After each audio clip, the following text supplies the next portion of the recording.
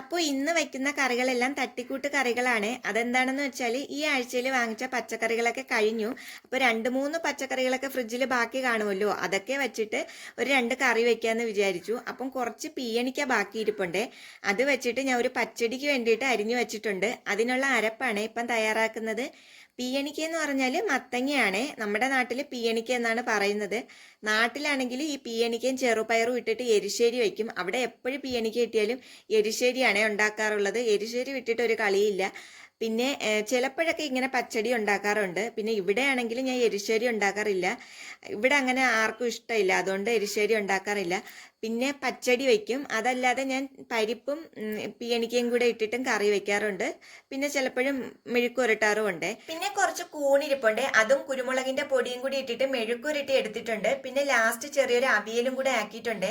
അപ്പൊ അവിയലിൽ ഇടുന്ന എല്ലാ പച്ചക്കറികളും ഇല്ല. ഞാൻ പറഞ്ഞില്ലേ ലാസ്റ്റ് 2-3 പച്ചക്കറികൾ ബാക്കി വന്നത്, അതിരുന്നാലും ഇനി കേടായി പോവേ. അതുകൊണ്ട് ഞാൻ അതെല്ലാം കൂടി ഇട്ടിട്ട് ഒരു തട്ടിക്കൂട്ട് അവിയലും ആക്കിയിട്ടുണ്ട്. പിന്നെ 2-3 ദിവസം മുന്നേ സ്റ്റാർ ബസാറിൽ പോയപ്പോഴും നാരങ്ങ വാങ്ങിച്ചിട്ടുണ്ടായിരുന്നേ. അത് അന്ന് കാണാൻ ഭംഗിയോണ്ട് വാങ്ങിച്ചതാണ്. അത്യാവശ്യം നല്ല വലിയ നാരങ്ങയായിരുന്നേ. അപ്പോൾ അത് 2-3 ദിവസമായി, ഇനി ഇരുന്നാൽ കേടായി പോവും. അതുകൊണ്ട് അതെല്ലാം ഞാൻ കഴുകി എടുത്തിട്ടുണ്ട്.